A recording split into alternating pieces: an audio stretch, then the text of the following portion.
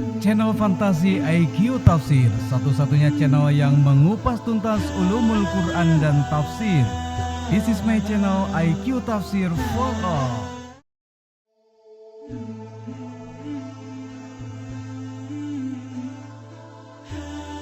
Assalamualaikum warahmatullahi wabarakatuh. Halo sahabat sebangsa, setanah air dan sealam semesta, apa kabar semuanya? Mudah-mudahan kabar baik menyertai kita semua. Bagi yang lagi galau, jangan berhenti berharap. Jangan berhenti berdoa. Semoga kita semua ada dalam lindungan yang maha kuasa. Sebelum lanjut, perkenalkan dulu, saya Jaka dan teman saya Suara. Jadi kami berdua adalah Jaka Suara. Pada channel ini saya akan sharing seputar ulumul Quran dan tafsir, yaitu suatu ilmu yang sangat dibutuhkan dalam memahami Al-Quran. Channel ini diberi nama IQ Tafsir yang merupakan akronim dari ilmu Quran dan tafsir. Nama ini merupakan salah satu nama dari jurusan yang ada di Fakultas Usuluddin yang disebut dengan IAT atau Ilmu Al-Quran dan Tafsir. Bagi sahabat semua yang belum subscribe, mohon subscribe dulu channel ini dan share ke teman-teman kalian agar kita semua mendapatkan manfaat yang lebih banyak. Sebelum kita mengkaji Al-Quran yang merupakan kitab suci umat Islam, kita harus memahami dulu apa itu Al-Quran, apa ulumul Quran, dan apa itu tafsir. Lalu kita juga harus tahu apa perbedaan antara tafsir dengan takwil. Selain itu kita juga harus tahu apa yang disebut dengan wahyu dan ilham. Bahkan kita harus mengetahui apa yang disebut dengan dakhilu tafsir dan asilu tafsir. Dan banyak lagi tema-tema yang harus kita ketahui di dalam ulumul Quran dan tafsir. Pada video ini kami akan menyajikan seputar pembahasan tema-tema tersebut. Baik sahabat, kita langsung masuk ke TPU. Tapi bukan tempat pemakaman umum. Yang dimaksud dengan TPU adalah tempat pembahasan ulumul Quran wa tafsir. Definisi yang pertama yang harus kita ketahui adalah Al-Quran. Al-Quran merupakan kumpulan kalam Allah Subhanahu wa Ta'ala yang disampaikan kepada Nabi Muhammad melalui suatu metode yang khusus. Sekarang ini penggunaan istilah Al-Quran identik dengan identitas agama Islam. Penggunaan nama Al-Quran terhadap sekumpulan wahyu yang memang sangat kuat itu sangat berlaku. Ketika Al-Quran disebut, maka yang terlintas di benak kita bukanlah ilmu kedokteran ataupun ilmu perdukunan. Amit-amit ya. Tapi yang terlintas adalah sebuah kumpulan kertas yang diberikan tulisan Arab yang dibaca oleh seluruh umat Islam yang dianggap sebagai kitab yang sangat suci. Sugesti semacam ini merupakan suatu ungkapan yang terjadi dalam kehidupan masyarakat tanpa memandang apa dan bagaimana makna yang dikehendaki oleh syariat dalam mengartikan Al-Quran. Al-Quran secara etimologi atau secara bahasa, ulama yang memahaminya terbagi menjadi dua kelompok. Kelompok yang pertama yaitu ulama yang berpendapat bahwa kata Al-Quran tidak menggunakan hamzah. Pendapat ini disuarakan oleh beberapa ulama yang memiliki latar belakang yang berbeda. Di antaranya yang pertama adalah Imam Syafi'i. Ia mengatakan bahwa Al-Quran merupakan suatu nama yang tidak memiliki akar kata, tidak berasal dari kata apapun yang disebut dengan independen. Dalam bahasa Arab disebut dengan isim alam, yang digunakan untuk menyebut kitab suci yang diturunkan kepada Nabi Muhammad SAW. Pendapat ini diikuti dan diungkapkan oleh Jalaluddin As-Suyuti dalam kitab Al-Itqan fi Ulumil Quran. Ulama yang kedua adalah Imam Al-Farabi yang merupakan salah satu pembesar ahli gramatikal Arab yang berasal dari aliran Kufah. Ia mengatakan bahwa Al-Quran berasal dari kata qara'in yang merupakan bentuk plural atau jamak dari kata qarinah yang artinya adalah bukti.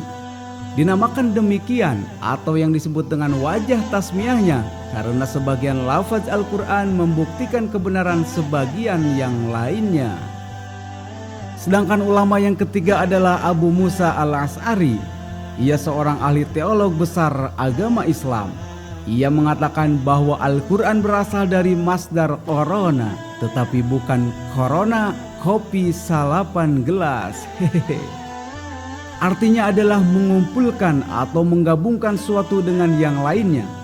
Hal ini karena Al-Quran dan suratnya berkumpul dalam suatu mushaf. Al-Faro dan Abu Musa sepakat bahwa hamzah dalam Al-Quran adalah tambahan atau yang disebut hamzah zaidah. Sementara Imam Asy-Syafi'i memandang bahwa Al-Quran bukan isim mahmuz, dengan kata lain bukan isim yang mempunyai huruf hamzah. Sementara kelompok kedua mengatakan bahwa Al-Quran menggunakan huruf hamzah dari mustaknya atau akar katanya. Pendapat ini dikemukakan oleh Al-Zujjaj dan Al-Lihyani. Menurut Al-Zujjaj, Al-Quran merupakan isim sifat dari akar kata atau masdar al-qur'u dengan hamzah asli dan nun sebagai tambahan atau yang disebut dengan zaidah. Maknanya adalah al-jam'u dengan artian mengumpulkan. Dikatakan demikian karena Al-Quran menghimpun isi kandungan kitab-kitab Allah yang diturunkan kepada para nabi sebelumnya.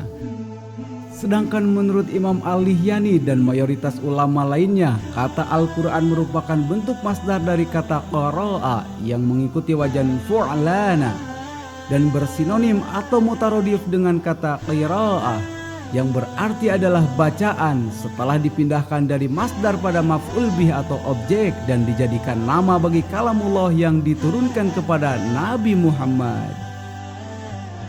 Adapun Al-Quran secara terminologi atau istilah, para ulama mutaqaddimin belum ada satupun yang membahasnya. Mereka hanya membahas hukum-hukum yang ada di dalam Al-Quran, penjelasan sunnah terhadap Al-Quran, dan lain sebagainya. Tokoh yang dianggap pertama kali mendefinisikan Al-Quran secara terminologi adalah Abu Hamid Al-Ghazali atau yang disebut dengan Imam Ghazali. Ia mendefinisikan bahwa Al-Quran adalah suatu yang telah sampai kepada kita secara mutawatir yang terdapat di dalam lembaran-lembaran mushaf dan terdiri atas sab'atul huruf atau yang disebut dengan 7 dialektika, yaitu Quraisy, Huzaili, Sakif, Hawazin, Kinanah, Tamim, dan Yaman. Insya Allah nanti ke depan kita akan berbicara problematika hadis yang mengatakan bahwa Al-Quran diturunkan dengan 7 huruf. Dalam perkembangan selanjutnya, Al-Quran mempunyai beragam pengertian. Hal ini disesuaikan dengan latar belakang ulama yang membuat pengertian tersebut. Menurut istilah yang dipakai dan disepakati oleh ulama dari berbagai kalangan, bahwa Al-Quran adalah kalamullah yang diturunkan kepada Nabi Muhammad mulai dari Al-Fatihah hingga surat An-Nas. Definisi ini digunakan oleh ahli usul fikih, ahli bahasa Arab, dan sebagian ahli kalam. Hal tersebut dapat dilihat dalam kitab Al-Zarqani, yaitu kitab Manahilul Irfan. Namun demikian, terdapat beberapa penambahan pada definisi tersebut oleh para ulama. Misalnya penambahan kata mukjizat, penambahan merupakan ibadah ketika dibaca, dan penambahan kata yang tertuang di dalam lembaran. Akan tetapi hal itu tidak merubah prinsip dasar dari makna Al-Quran. Namun perbedaan yang paling mencolok adalah definisi yang diberikan oleh para ahli kalam dengan definisi ahli fikih, usul fikih, dan ahli bahasa. Hal ini karena ranah pembahasan mereka berbeda. Kalau ahli usul fikih, dan ahli bahasa menitik beratkan pada seputar kalimat atau lafaz yang menjadi sumber istinbat, baik tentang syariat maupun tentang bahasa. Sedangkan kajian yang dilakukan ahli kalam adalah untuk menguatkan akidah dan keimanan terhadap kitab Allah serta menetapkan sifat mukjizat kepada Nabi Muhammad yang berupa Al-Quran. Itulah sekilas tentang definisi Al-Quran. Dalam bahasa Arabnya biasa kita kenal dengan sebutan Al-lafzul munazzalu ala Muhammadin sallallahu alaihi wasallam al-muta'abbadu bitilawatihi. Lafaz yang diturunkan kepada Nabi Muhammad sallallahu alaihi wasallam yang merupakan ibadah dengan membacanya. Selanjutnya saya akan memberikan contoh tafsir yang dakhil atau tafsir yang cacat yang tidak bisa diterima. Karena tafsir itu ada yang dakhil atau cacat dan tafsir itu ada yang asil atau sahih. Dakhil pun ada dakhil nakli dan ada dakhil ra'yi. Asil pun sama, ada asilun nakli dan ada asilun ra'yi. Insya Allah kita ke depan akan membicarakan tentang tafsir yang dakhil dan tafsir yang asil. Apa itu dakhilu tafsir atau tafsir yang cacat, dan apa itu asilu tafsir, tafsir yang sahih atau tafsir yang benar. Berikut ini adalah contoh tafsir yang dakhil yang sering kita dengar, yaitu kisah Nabi Ayub yang dimuat dalam Quran Surat Al-Anbiya ayat 83 dan 84. وَأَيُّوبَ إِذْ نَادَى رَبَّهُ أَنِّي مَسَّنِيَ الضُّرُّ وَأَنْتَ أَرْحَمُ الراحمين فاستجبنا له فكشفنا ما به من ضر وآتيناه أهله ومثلهم معهم رحمة من عندنا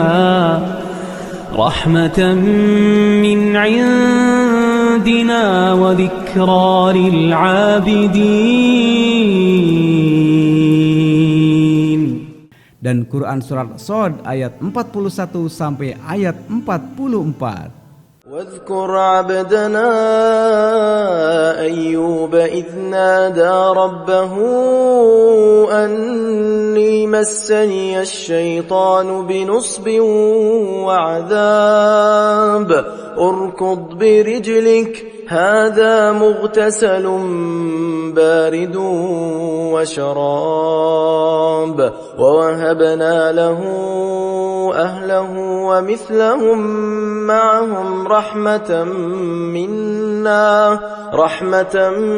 منا وذكرى لأولي الألباب وخذ بيدك ضغثا فاضرب به ولا تحنث إنا وجدناه صابرا نعم العبد إنه أواب. Kita semua sering dengar tentang kisah Nabi Ayub tersebut. Bahkan para mufasir termasuk At-Tabari memuat kisah-kisah yang berupa Israiliyat yang bersumber dari Wahab bin Munabbih, yaitu seorang tabi'in yang paling banyak mengambil sumber Israiliyat dalam menafsirkan ayat tersebut. Misalnya yang sering kita dengar bahwa Nabi Ayub ditimpa musibah pada harta, anak, dan tubuhnya. Hartanya habis, anaknya pada mati, masyarakatnya menjauhi. Dia juga diuji dengan penyakit yang sangat mengerikan, bahkan sampai dilemparkan ke tempat sampah. Di tubuhnya pun dipenuhi dengan belatung yang berkeliaran, bahkan tubuhnya busuk dari kaki sampai ubun-ubun. Itulah mungkin kisah yang sering kita dengar tentang Nabi Ayub. Kisah ini sangat bertentangan dengan akidah Ahlussunnah wal Jamaah yang berpendapat bahwa Nabi itu diismah atau diraksa oleh Allah Subhanahu wa Ta'ala. Ia memang memiliki sifat yang jaiz, yaitu a'rad basyariyah, seperti makan, minum, sakit, dan lain sebagainya. Namun sakit yang tidak mengurangi derajatnya yang sangat tinggi. Kisah Israiliyat tadi justru bertentangan dengan prinsip Ahlussunnah wal Jamaah. Bahkan Ibnu Katsir pun ikut mengomentari kisah tersebut. Ia mengatakan bahwa dalam kisah tersebut terdapat keanehan dan kejanggalan. Jadi tafsir ini merupakan dakhilu tafsir atau kecacatan tafsir yang bertentangan dengan syariat Islam dan tidak boleh diterima. Adapun tafsir yang asil dari kisah tersebut atau tafsir yang benar, tafsir yang sahih dari kisah tersebut, menurut Abu Syahbah adalah seperti dikisahkan dalam Al-Quran itu sendiri, yaitu di Al-Quran Nabi Ayub ditimpa ujian pada tubuh, pada keluarga, dan pada hartanya. Menurut Ibrahim Khalifah, penyakit yang diderita Nabi Ayub adalah hanya rematik saja. Jadi kisah Nabi Ayub itu merupakan kisah yang sangat pelik, yang justru berkeliaran pada kita semua. Dan itu adalah sumber dari Israiliyat atau bangsa Yahudi dan Nasrani pada saat tabi'in masih ada. Mungkin sekian dulu dari saya. Mohon maaf atas segala kesalahan dan kehilafan. Kesalahan datangnya dari diri saya dan kebenaran bersumber dari Allah Subhanahu wa Ta'ala. Sekian dan terima kasih. Wassalamualaikum warahmatullahi wabarakatuh.